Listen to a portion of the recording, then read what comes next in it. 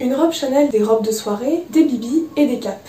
Bonjour à toutes et à tous, et si vous nous rejoignez aujourd'hui, bienvenue. Le principe est très simple, on prend une boutique d'antiquité quelque part en France et on va la visiter ensemble. On se plonge aujourd'hui dans la belle époque et dans les années folles dans ce troisième épisode de Ceci n'est pas une friperie. Nous allons visiter aujourd'hui un lieu normalement fermé au public, ça se passe à Lyon, à la galerie Arcadia. J'avais déjà fait un premier épisode pour montrer la partie tout public de cet antiquaire, vous pouvez le retrouver juste ici, mais là on va découvrir une partie plus privée et surtout plus personnelle. L'endroit que je vais vous faire découvrir est directement lié à l'histoire personnelle de Christiane Chady, la personne qui fait vivre ces lieux. Il s'agit d'un étage qu'elle a entièrement dédié aux vêtements et aux effets personnels de sa grand-mère. Sont présents ici ses robes du soir, ses bibis, ses sacs, mais également des pièces achetées par Christiane Chady elle-même. Ici, les pièces datent de la Belle Époque. C'est une période qui court de 1870 à 1914, date à laquelle éclate la Première Guerre mondiale. On y retrouve également des vêtements venant des années 20, les fameuses années folles.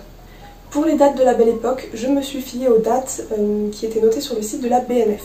Et on commence maintenant avec les capes, ce sont vraiment des pièces qui m'ont fascinée. Voici un premier modèle en velours brodé de perles tubes. La cape est surmontée d'un col embourlé et se ferme à l'aide de deux fermoirs qui prennent la forme de coquille Saint-Jacques. Cette cape m'a beaucoup marqué, le créateur est inconnu, mais d'après Christiane Chady, il se serait inspiré de Paul Poiret et de son utilisation des couleurs franches. Paul Poiret, c'est un nom oublié du grand public, et pourtant, ce grand couturier attire le tout Paris à ses portes au début des années 1900. Il réussit à se démarquer durant cette période de la Belle Époque en proposant des robes audacieuses et colorées. Si vous voulez voir à quoi pouvaient ressembler ces créations, je vous invite à aller dans la description, je vous ai mis un petit reportage d'Arte, et là vous pourrez voir l'une de ces créations, c'est une robe rayée de pourpre et d'indigo. Lui et la couturière Madeleine Vionnet vont contribuer à libérer la femme du corset. D'ailleurs, retenez bien ce nom, Madeleine Vionnet, elle va revenir à nouveau dans cette vidéo. Pour en revenir à la cape, la doublure est faite de velours de soie rose. Le tombé est spectaculaire, mais la qualité du travail fini n'est pas top, selon les dires de Christiane Chady encore une fois. Pour moi, elle dégage tout de même une certaine magie et elle semble venue du film Peau d'âne, sorti en 1970, où Catherine Deneuve porte une robe bleue couleur du temps. Et un grand merci à Maxence pour m'avoir ramené toutes ces lumières au sens propre, puisqu'il m'a vraiment ramené des petites spotlights qui m'ont permis de mieux éclairer cette vidéo. Donc si cet épisode brille de mille feux, c'est grâce à lui. Merci Maxence. Constellée de broderie, cette cape rouge et noire est en velours. Elle date des années folles, de 1925 exactement. Cette fois-ci, pas de fermoir, simplement deux rubans à nouer devant. Les motifs de broderie sont riches, on passe de motifs végétaux à des oiseaux en passant par des météores stylisés. Voici la cape qui m'a paru la plus spectaculaire. Alors, je vous l'accorde, la hauteur sous plafond n'est pas très grande, mais je pense que cette cape fait au moins 2 mètres. Le rose poudré se mêle au jaune et les perles noires viennent structurer le tissu au travers de dessins symétriques qui m'ont rappelé le velours de Damas. Ici, vous pouvez voir le détail des perles, ça permet de voir les différentes directions données pour pouvoir créer une impression de mouvement. L'intérieur de cette cape est magnifique, couleur or, et bordé de sequins vert olive. Au bas de la cape, on peut apercevoir un pompon qui est tout de même assez gros. Il y a un travail fou sur les détails et pourtant tout cela reste assez sobre. Dernière cape de la partie, on retrouve un rose poudré et des fleurs stylisées brodées, couleur bronze, rose, bleu, pastel. Encore une fois, c'est un col bourrelé. Cette tendance des capes reviendra au bout du jour quelques années plus tard, notamment chez Schiaparelli en 1938. Vous pouvez voir ici une cape brodée de perles.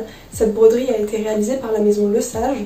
C'est une maison qui est uniquement spécialisée dans la broderie de perles. Si ce sujet vous intéresse, je vous invite à aller voir ma précédente vidéo où je visite un atelier de broderie perlée et la personne qui me fait visiter son atelier est une élève de la maison Lesage. Ça m'a permis d'en apprendre beaucoup plus sur ce que pouvait faire la maison Lesage à l'heure actuelle. Et maintenant, passons à la pièce maîtresse de cette vidéo, la garde-robe. Ces robes appartenaient à la grand-mère de Christiane Chady. Il faut vous imaginer une grande femme aux yeux bleus, toujours habillée de noir le soir. Christiane Chady m'a dit qu'il s'agissait là d'une robe Chanel, et cette robe doit dater du début du XXe siècle. Ses petites manches ballons et sa coupe sage contrastent avec l'utilisation de la résille et l'alternance des matières entre transparence et opacité. À l'époque, elle se portait par-dessus une robe. Grand classique des années folles, voici la coupe à la garçonne. Elle est fluide, la taille, les hanches et la poitrine ne sont pas marquées, et c'est ce qui correspond aux standards de beauté de l'époque, avec des femmes garçonnes, androgynes et aux formes peu marquées par les vêtements. C'est vraiment ce qu'on va retrouver dans les années 20. C'est une robe qui m'a rappelé l'une des chansons de Brigitte Fontaine où elle parlait de robe arachnéenne, et ici on a vraiment l'impression que c'est une araignée qui est venue broder les perles, tellement c'est fin. Bon, une robe noire transparente avec de la broderie perlée qui vient dessiner une immense fleur, vous imaginez bien que ça ne pouvait que me plaire. Et des franges de perles noires viennent orner l'ourlet de la robe. D'autres pièces sont faites pour s'imposer, à l'instar de cette robe lourde, agrémentée de pampilles métalliques. Alors elle pesait vraiment lourd, je pense qu'elle devait faire autour de 7 kg. Elle m'évoque une armure, ou en tout cas la tenue d'une femme qui en impose. Cette collection de robes du soir est absolument incroyable, et on continue avec une robe signée Madeleine Vionnet. C'est une grande couturière du début des années 1900, et c'est elle qui va contribuer à ôter le corset du corps des femmes. Elle a eu une influence majeure à travers tout ce siècle, et ça a été assez touchant pour moi que de me retrouver face à l'une de ces robes. C'est une robe du soir, peinte à la main avec des petites fleurs rouges et crème sur de la soie noire.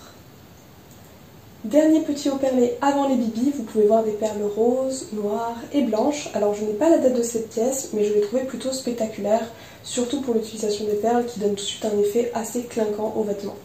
C'est parti pour les bibis, les tiares et autres bandeaux. Là je vous présente un petit bibi fait de sequins noirs. Il y a également un détail très particulier, bon à remettre dans le contexte de l'époque, c'est un véritable oiseau noir qui est fiché sur ce bibi, plumes et bec compris. Alors ce n'est pas la pièce favorite de Christiane Chadi, qui m'a dit être un peu choquée par ce goût particulier, et j'avoue partager son avis, je trouve ça assez cruel.